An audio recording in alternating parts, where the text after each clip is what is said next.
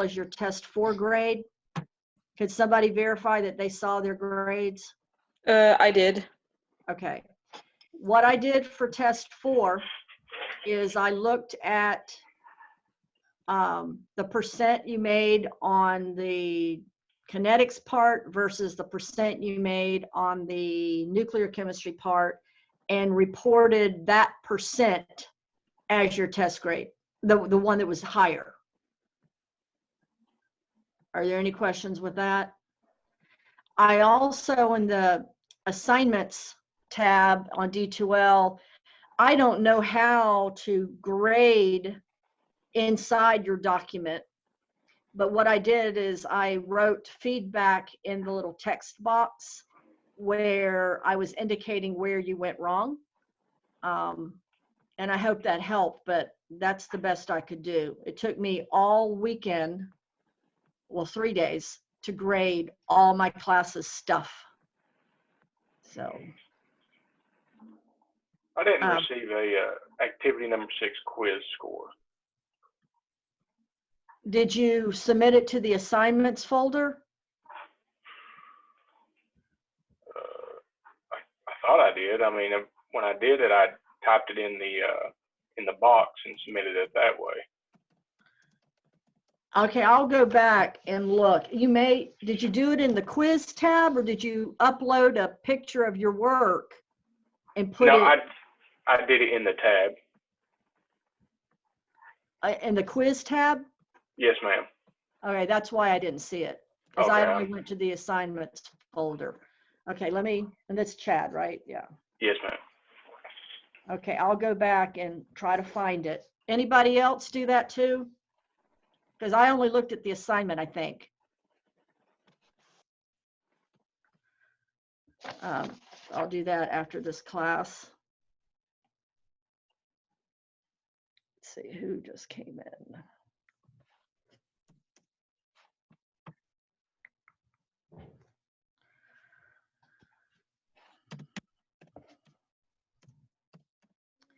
I have created an assignment number 7, but I'm not releasing it.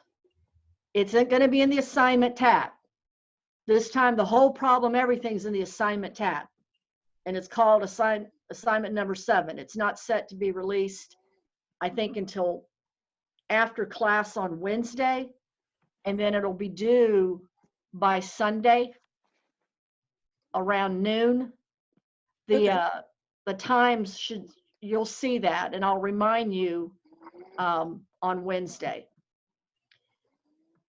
Mallory, you are not allowed to help them with that assignment. Okay, yes, ma'am. Okay. The assignment you're on Wednesday? Yeah, it's going to be called assignment number 7, and it's a reaction that y'all had. I don't want you to say what it is, because I took that word out, so it couldn't be searched. You'll understand. I'll forward to you. Okay. Okay.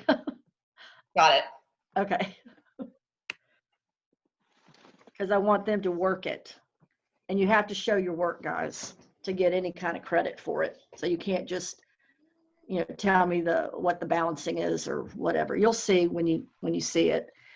Okay, let me ask again, because a couple of people just came in. Are there any of you that did not get posted an activity 6 grade and you submitted it?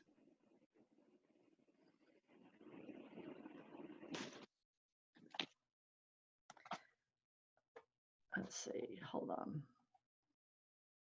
No, he is here. Okay, well then I'll just go, Chad, I'll look for yours after this class. Okay, thank you. Okay, all right, I'm going to go ahead and start.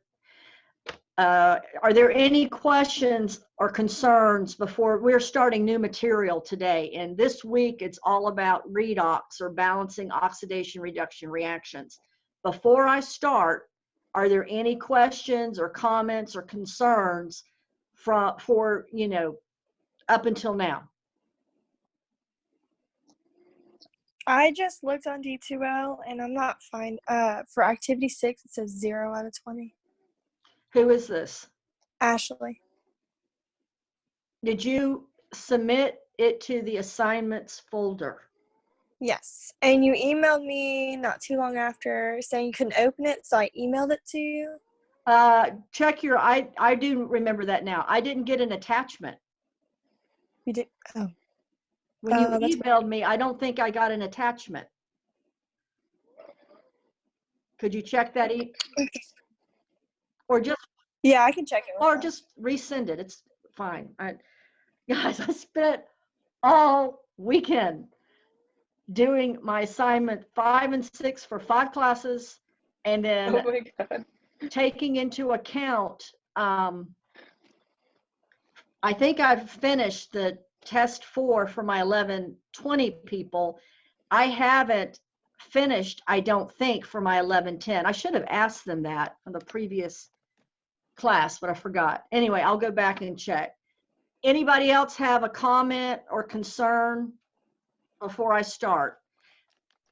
The plan for today will be balancing redox using change in oxidation number method. Now, the book, I emailed you guys the PowerPoint slides for the chapter 9 part. Well, I think all of chapter 9, but I told you the slide numbers that deal with oxidation reduction. When you took 1110, I purposely skipped that because I knew we were going to spend a lot of time on balancing redox reactions in 1120. So today is just change in oxidation state method. Wednesday will be half reaction method. Mallory, I am going to do like the book is teaching, which they do for half reaction. They teach the student how to use acidic solution and what to do if it's in base, just to simply add H pluses to, or OH minuses to the H pluses. So I'm going to do it that way. It's going to be different, but that's the way the book is showing. And so I figure it'll be less confusing. But today is all about change method. So I'm going to get started. Be looking for a practice of just maybe 4 reactions to balance using the change method. Or if you want additional, you can go to your lab manual, and there are 2 pages. Let's see if I have it. Does somebody have their lab manual nearby so they can tell me on page 79 what the first reaction is? I want to see if I pulled the right one. It should start with, on page 79, it should start with C3H8. It does. Okay, thank you. That page 79, after my lecture today, and page 80, you should be able to do based on my lecture today. If you want, that's 10 problems. I don't even know, is Dr. Burns asking you guys to do this problem set for a lab grade? Yeah, it's due the 26th. Gosh, how are y'all gonna, how is the, I can't even imagine how somebody would grade those. Well, anyway, those are good practice problems, but I'm gonna send something later today, just maybe 4 balancing using the change method, and that will be your homework for Wednesday. Okay, so let's start. There's a word called oxidation. And oxidation just simply means loss of electrons. Now, if you're losing negatives, your oxidation number, oxidation state is going to go up in value.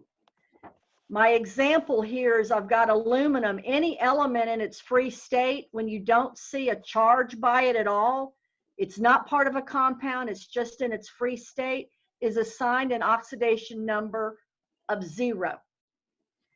When it goes into form an ion, or it's a part of a compound and you can determine its oxidation number, because it went from 0 to a +3, that's my algebraic increase. That's what I mean by that. Well, for it to do that, it had to lose 3 electrons. So this is an example of oxidation.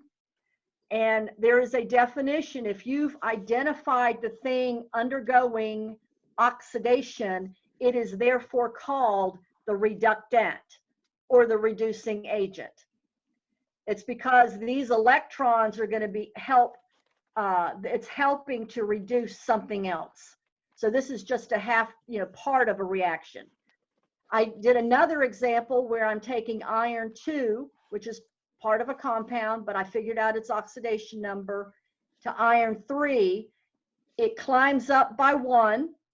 So that's an algebraic increase. It loses 1 electron. So this is also oxidation.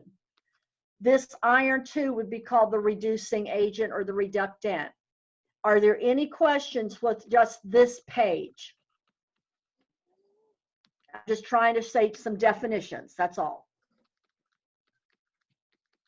Okay.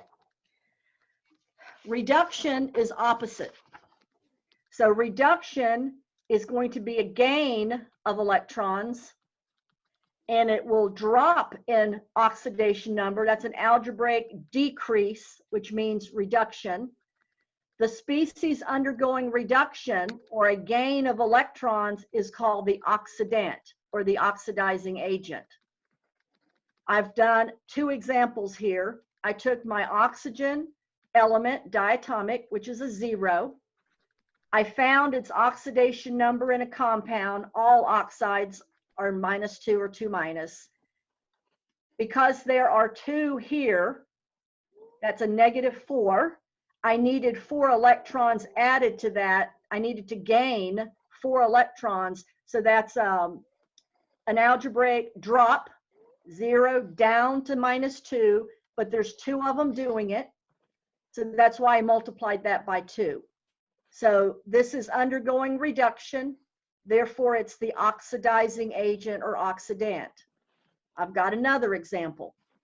Chromium 6, in order to make it go to chromium 3, I had to gain 3 electrons. That's a drop, 6 down to 3. That's a drop of 3. An algebraic drop means reduction. Therefore, this chromium 6 here is going to be called the oxidant. Any questions with this before we're going to put it all together here in a minute. Okay. I've got a reaction. I'm starting with something simple. Aluminum can react with oxygen to form a compound called aluminum oxide. This was a combination or combustion reaction type y'all were taught in 1110. Aluminum is a 0 on the left side. Oxygen is a 0 on the left side.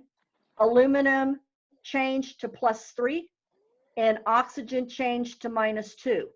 You connect, the aluminum is common, so it went algebraically up by 3, and then the oxygen algebraically dropped from 0 to a -2, but there's 2 doing it. See, there's only 1 aluminum here, so I didn't have to multiply that by anything. So my algebraic ups and downs don't match. Y'all see that I'm increasing by 3 and decreasing by 4, so they don't match. So what you do is you have to get the electrons to balance. So I cross multiplied so that my up increase of 12 and decrease of 12 now cancel. That number that I'm using to cross multiply becomes the coefficients. Let's see, did I not? Yeah, I wrote it. So a 4 here and then a 3 here, and then you just balance you always do on the left side, the coefficients, the cross multiplying will always go on the left side, and then you balance the right based on that. Are there any questions with this? Aluminum, because it's undergoing oxidation, is called the reductant, and the oxygen is called the oxidant. Are there any questions with this? I'm trying to build in level of difficulty. Okay, next one. New reaction. Let's see, which one do I want to, okay. I have sulfuric acid reacting with carbon. It's going to make carbon dioxide, sulfur dioxide, and water. according to your lab manual rules for this change in oxidation number method, the suspect things will always be if you have an element in its free state on the left or the right side, you know it changed because this one went from 0 to a plus, where is it, +4. And then if you have an element in the middle of a compound, yet it starts the compound on the other side, it is suspicious or suspect in that it changed. So I figured out their oxidation numbers. Sulfur's a 6 here, but it's a 4 there. So it dropped by 2.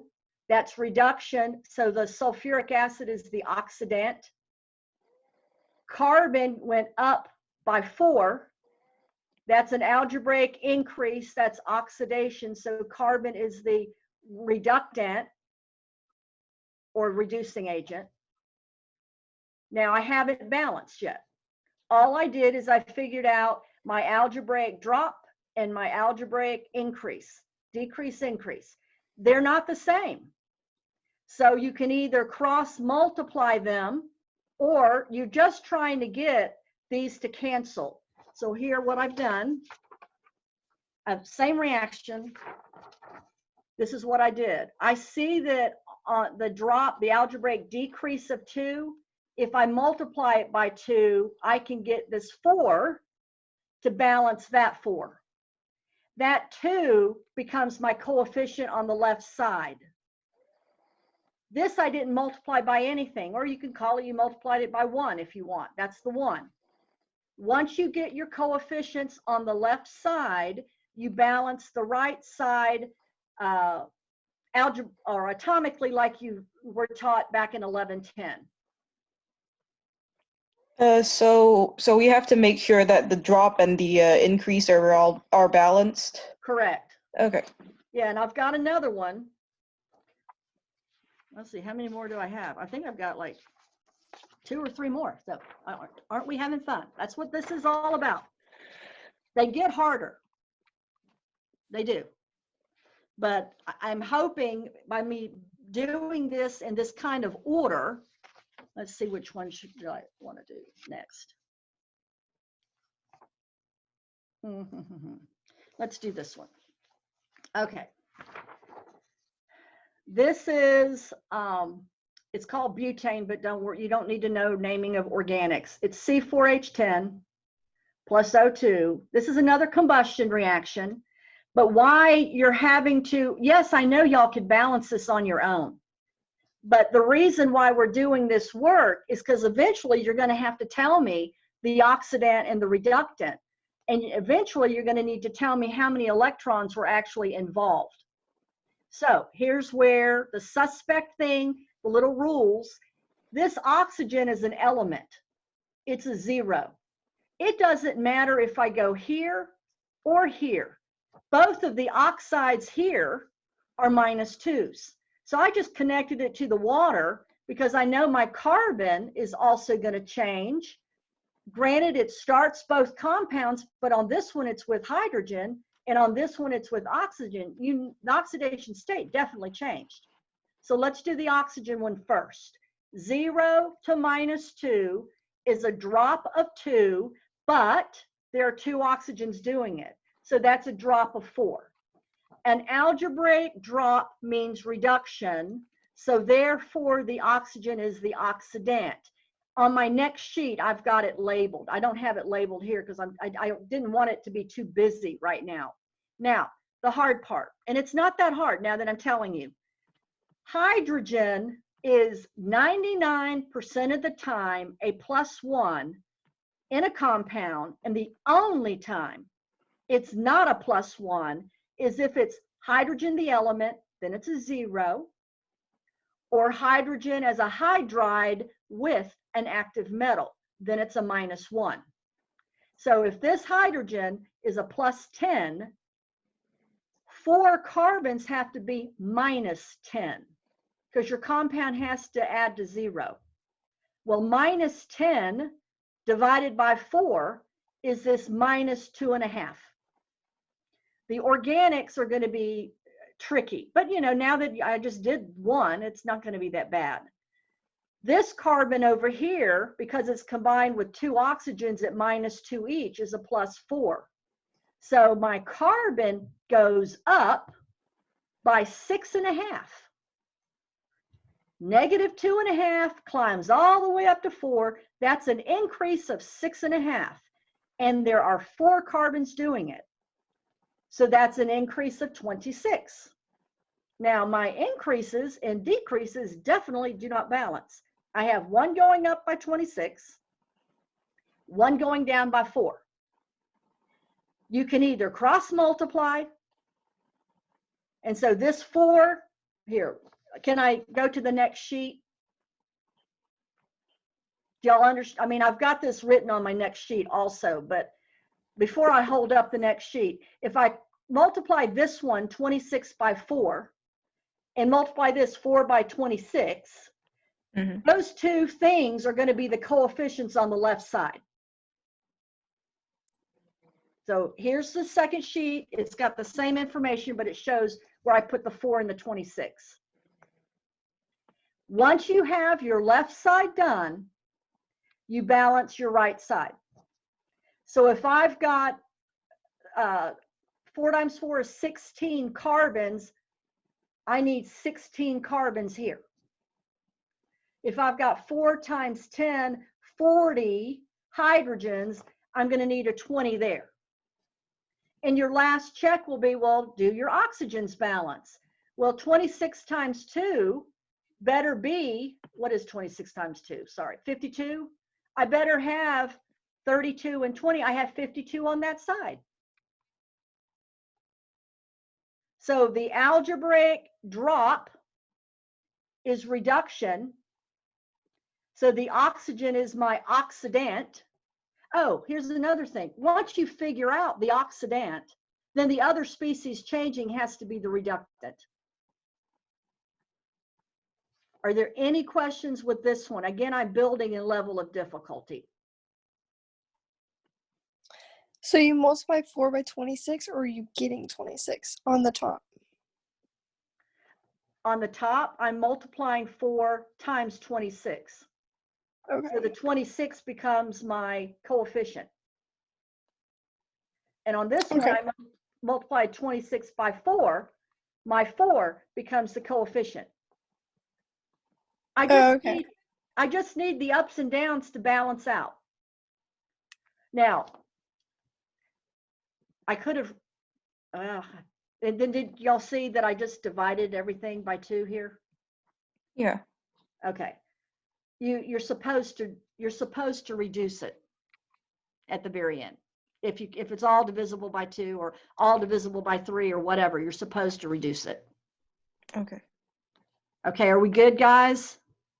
For the product side, are you just balancing normally then, since you know the left side? Yes. Once you get the coefficients on your left side, you're just balancing the right side based like were taught in 1110. Okay. Yeah. Okay. Now, let me see. This is really the last one that I was going to do, and I've got it in 3 different pages because this would be an example of a tricky one. Okay.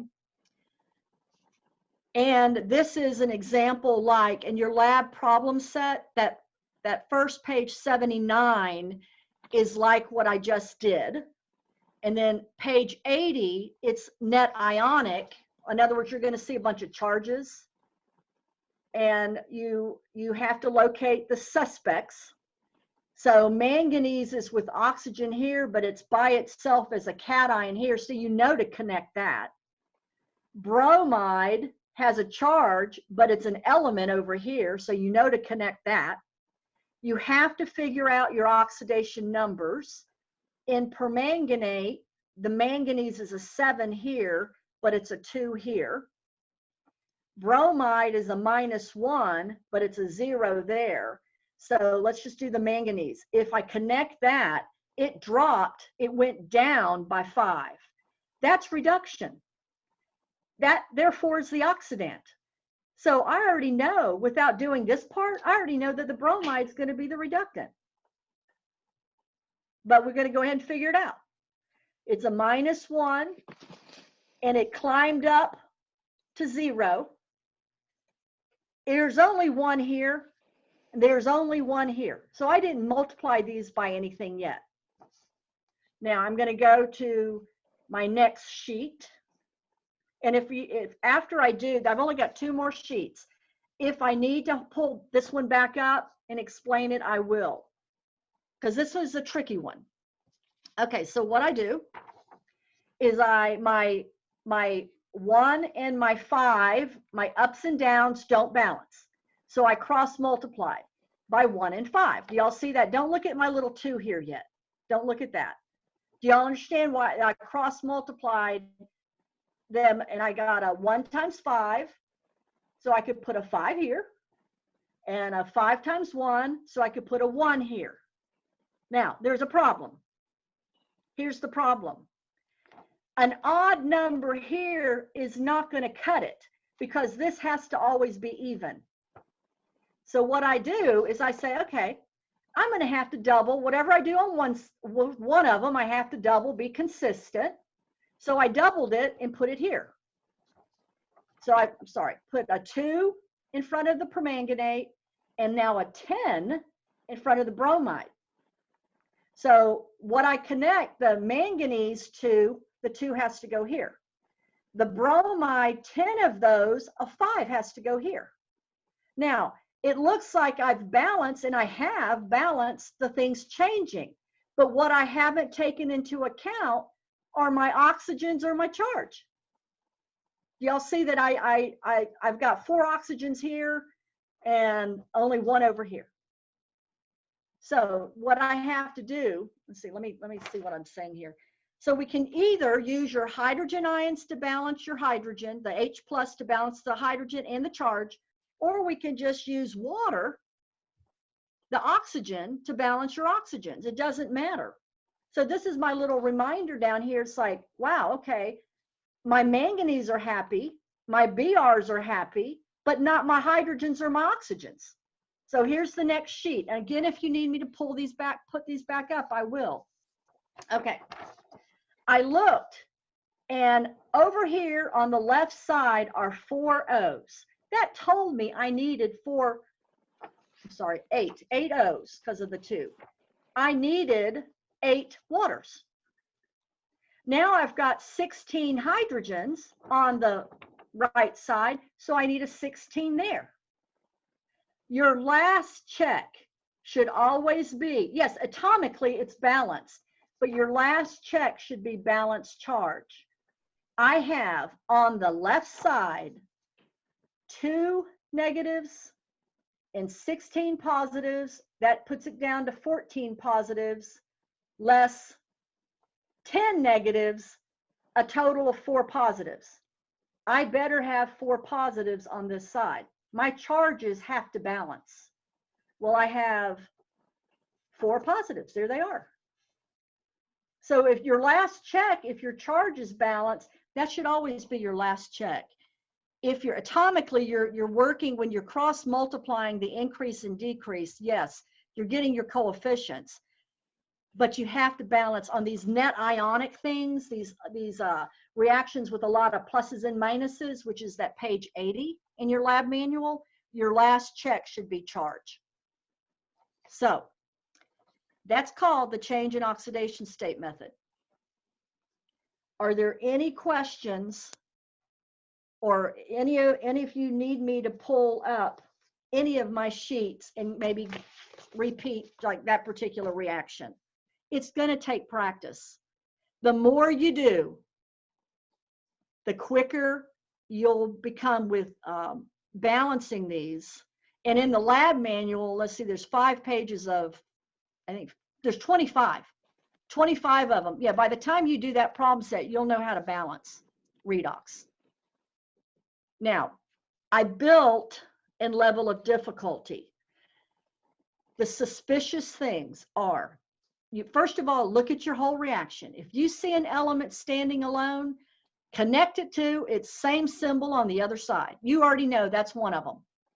If you see an element that's in the middle of a compound, yet it's starting the compound on the other side, Connect that. It had to have changed. You're only having to figure out the oxidation states of those things that you're connecting. You don't have to figure out the oxidation state of every single thing in the reaction. Example. I know this is that last reaction. The hydrogen's a +1 on both sides, so I didn't even have to worry with it. The oxygen's a -2 on both sides. What I'm locating is, hey, there's an element standing alone. I connect it to its same symbol. There's a manganese cation standing by itself, but yet it's with oxygen over here. So that's how I know to connect, which ones to connect. Okay, you know what? With that said, let me write one up on my board and then ask the class what I should connect. Okay. Let me, let's see, well, I have room to do this.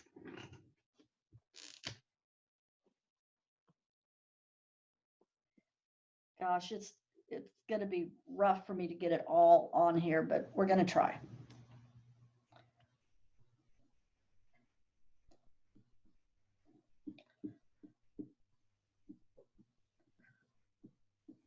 Okay.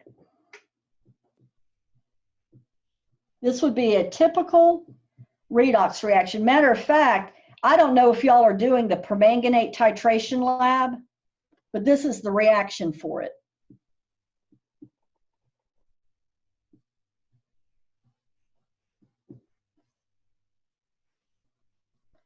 Now, I cannot get it all in one line, sorry. But all I'm wanting you to do, all I want is, okay, the left side is potassium permanganate, sodium oxalate, and sulfuric acid. Okay, so there's your left side, and then I've got arrow, okay? The right side are 5 things. Let me see which, potassium sulfate, manganese 2 sulfate, sodium sulfate, carbon dioxide, and water. All I want to know are the 2 things changing. Anybody know which, at least one of them? Go ahead. Connect the potassium permanganate with the potassium sulfate, Nope. I think. Well, you know what? Why would you say that? What do you think is changing when you connect those 2? I was thinking about the charge of the potassium, but I could be wrong. Potassium's fixed at +1 in Okay. both compounds. Okay, The carbon in CO2 and the carbon in the sodium, carbon, and oxygen compound. right. Okay, now why, yeah, carbon is definitely one. What suspicious thing did you use to connect carbon? It was in the middle of the compound on the reactant side, and it was in the beginning of CO2 on the product side. Perfect. Okay, there's one more that's changing. The manganate. Yeah, the manganese is in the middle on the left, and the manganese starts a compound on the right. Does that make sense? So once you connect those 2, you're just figuring out, I'm going to erase this because I don't know, I might have room. Okay, so you connected manganese. Question to the class, what's the oxidation number of manganese in that first reactant? What number would you write below it as the oxidation number? +7.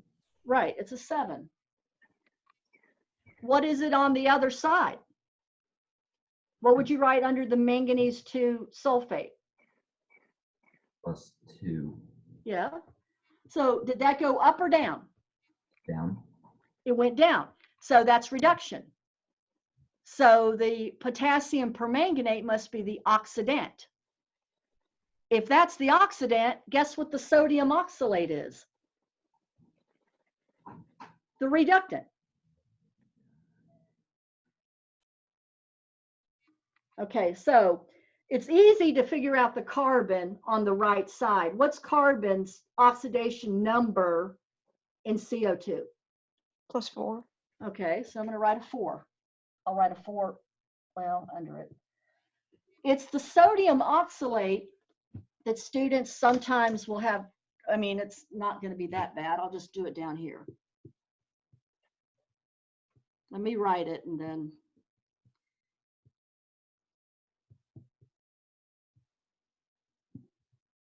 Okay. If my sodium, two of them are +1, so the +2, and my 4 oxygens are -2 times 4, -8, what must the middle be in number so that when you add those 3 numbers together, you get 0, because all compounds will add to 0? What's in the middle? 6 altogether. 6. Okay, it's 6 plus 6. But there's 2 carbons, so they're each a +3. They're each a +3 because you have to divide that 6 by 2. So that means my carbon went from 3 to a 4. That's an algebraic increase of 1, but there were 2 carbons doing it. So that's an algebraic increase of 2. You know what that means? If one is going down by 5, called the Mn, the manganese, going down by 5, and carbon in the oxalates going up by 2, you cross multiply. Now you know 2 in front of the KMnO4 and 5 in front of the sodium oxalate. See, you've just figured out what your coefficients are. Once you get those coefficients, you balance the other side. And then, always leave your hydrogens and oxygens till the very end to balance. Now, when I will try, before I send out the homework, actually, this is going to be one of your homework ones, so you can finish it. I'm going to send out like 4 or 5 simple ones. I'm going to start out easy. I'm going to build a level of difficulty, and maybe this one will be number 3 so that you can try to finish it and see what I'm talking about. Once you get your increases and your decreases set and you cross multiply to make them cancel one another out, that cross multiplying number becomes your coefficient to the left side. And then you just finish the balancing. Save your hydrogens and your oxygens till the very end. Now I know that's a lot, and it's the book, in my opinion, they don't do a thorough job on change method. But I feel, and Mallory can say this, if you know your oxidation states or how to figure those out, all of these redox reactions can be balanced by this method. Mhm. The other method is called half reaction method, and you really can only do that if it's a net ion, if you see charges. So that's why I wanted to teach this method first. It'll take you some practice to get it down, but I'm going to send 5 sometime early afternoon. That'll be the only thing I'm really going to require that you try for Wednesday. Yes, go ahead and you can start those first 2 pages in your lab manual, just based on the rules are provided in your lab manual also. Are there any questions? What are you looking for as far as showing work?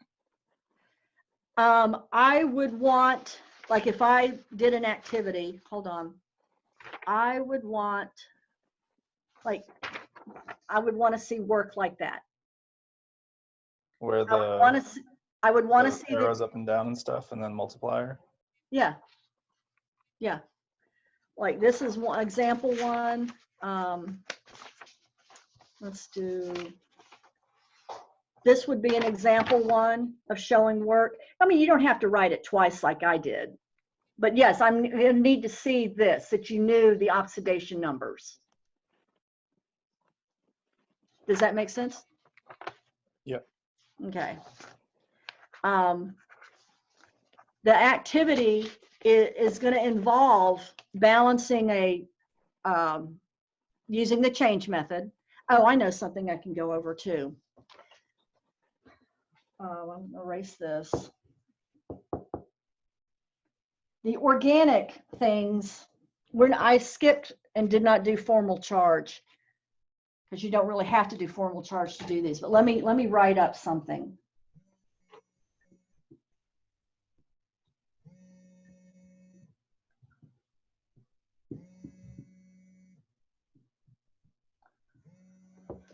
That's okay. This is acetic acid, and what I did is I rewrote it, consolidated it with there are 2 carbons, 4 hydrogens, and 2 oxygens. Okay, to get the oxidation number of carbon, I know carbon's the one that changes because oxygen is 99% of the time a -2 in a compound. The only time it's a -1 is when it's the peroxide. And then hydrogen is 99% of the time a +1 in a compound. The only time it's a -1 is like this. See that sodium hydride? Yeah, sodium's a +1 fixed, so hydrogen would have to be a -1. Okay, anyway, back to my organic-y thing. If you know that's a -4, the oxygen, and you know this is a +4, then the carbons have to be +0. Now, what is this going to go to? CO2. Well, what's carbon in CO2? A +4. So if I have it where it goes to CO2, it went from 0 to a 4. That's an up of 4. That's oxidation. This must be the reductant, but there's 2 doing it. So that up of 4, I'm going to have to say times 2. That's an up of 8. Are y'all following what I'm saying or doing? Yeah. Carbon doesn't, carbon can be fractions like that -2.5. Carbon can be a lot of different things. But how would the student figure it out? Oxygens are -2s, hydrogens are +1s. And let's say we threw a chlorine in an organic compound. That's a -1. So you would still back calculate what the carbons must be so that your compound adds to 0. Could y'all follow what I was trying to say or do there? Because you're going to have an organic-y thing on your activity. And that activity will be released after class on Wednesday, sometime on Wednesday, and you're going to have, it'll be in the assignment of D2L file folder, say activity number 7. I might even call it activity number 7 redox. Actually, I can't change the name. I've already put it on there as activity number 7, and I don't want to have to go back and resubmit stuff. So it's activity number 7, and it'll be due Sunday at noon. So you've got Wednesday, Thursday, Friday, so you've got enough time to do this one reaction balance for me. You're going to tell me the oxidant and reductant. You're going to answer a couple of questions about that reaction. For instance, hint, you're going to have to name some of this stuff, like potassium permanganate. You're going to have to tell me what kind of electrolyte it is, strong, weak, or non. And then there's one concentration expression that you're going to have to do based on something that I give you. But what we're going to do first, starting today, I'm going to email five reactions. All I want you to do is use your change in oxidation number method to balance it. And that's all I want you to do for Wednesday. Questions? Let's see. Hold on. I'm going to make sure I've got everybody here. Is Laura here?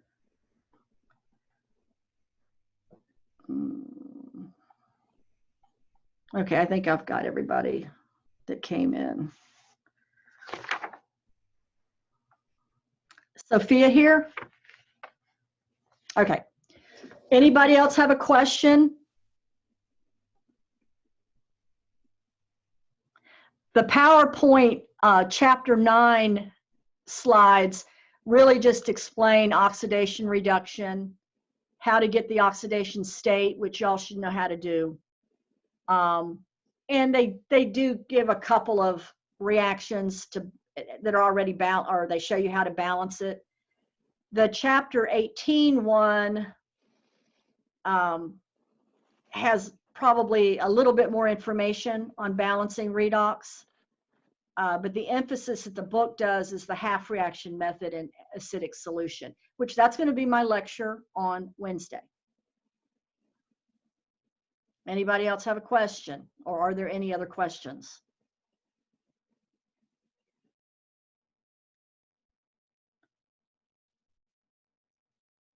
Are we good?